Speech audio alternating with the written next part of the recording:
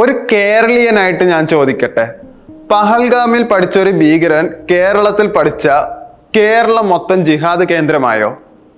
ഇത് മഹാരാഷ്ട്രയിലെ മുഖ്യമന്ത്രി കേരളം ഒരു മുസ്ലിം രാജ്യമാണ് എന്ന് പറഞ്ഞ പോലെയായി.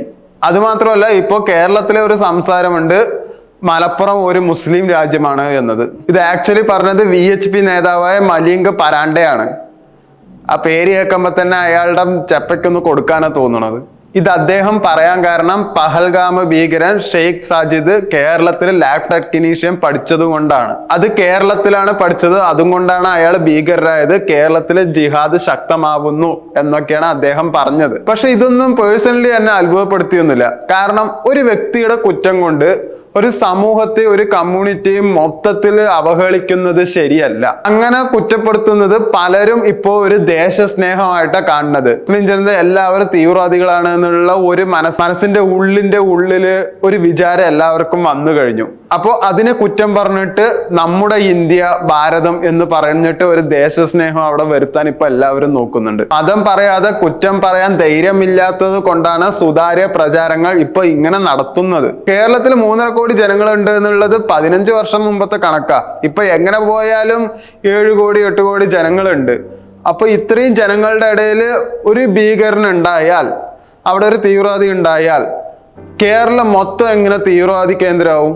അവനൊരു ഹിന്ദു ആയാൽ അത് ദേശസ്നേഹവും, മുസ്ലിം ആയാൽ അതൊരു ജിഹാദിയുമാണ് എന്നൊരു വേർതിരിവ് ഇപ്പൊ തന്നെ മനസ്സിൽ കുത്തിവെക്കുന്ന ഒരു പ്രവണത ഇങ്ങനത്തെ മന്ത്രിമാർക്ക് ഇപ്പോൾ വളരെ കൂടുതലാണ്.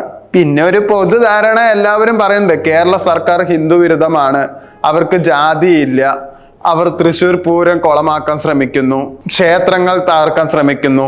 ഇതൊക്കെ ഒരു പഴംപുരാണ ഒരു പാട്ട് പോലെ എല്ലാവരും പറഞ്ഞു നടക്കുന്നുണ്ട്. ഇങ്ങനെ ഓരോരോ കള്ളം പറഞ്ഞിട്ട് ഭയപ്പെടുത്തുന്നത് നിങ്ങൾക്ക് മതവിദ്വേഷം ഉള്ളതും കൊണ്ടാണോ, അതോ നിങ്ങൾക്ക് അധികാരം കിട്ടാൻ വേണ്ടിയിട്ട് നിങ്ങളുടെ ഓരോരോ രാഷ്ട്രീയ ലീലകളാണോ? കേരളം അത്ര നല്ല സ്റ്റേറ്റ് ആണെന്നൊന്നുമല്ല ഞാൻ ഇവിടെ വാദിക്കുന്നത്. കേരളത്തിൽ കൊലപാതകങ്ങൾ കൂടുതലാണ്, അതുപോലെ മയക്കുമരുന്ന് കേരളത്തിലാണ് ഇപ്പൊ നന്നായിട്ട് ഉപയോഗിക്കുന്നത്, അതുപോലെ ലവ് ജിഹാദും കേരളത്തിൽ തന്നെ കൂടുതലും നടന്നിരിക്കണം. ഇതൊക്കെ സത്യമായിട്ടുള്ള കാര്യം തന്നെയാണ്. അതുകൊണ്ട് എല്ലാ മുസ്ലിങ്ങളും ഇത് ഖത്തർ മിനി പാകിസ്ഥാൻ ഒന്നും ആക്കേണ്ടതില്ല.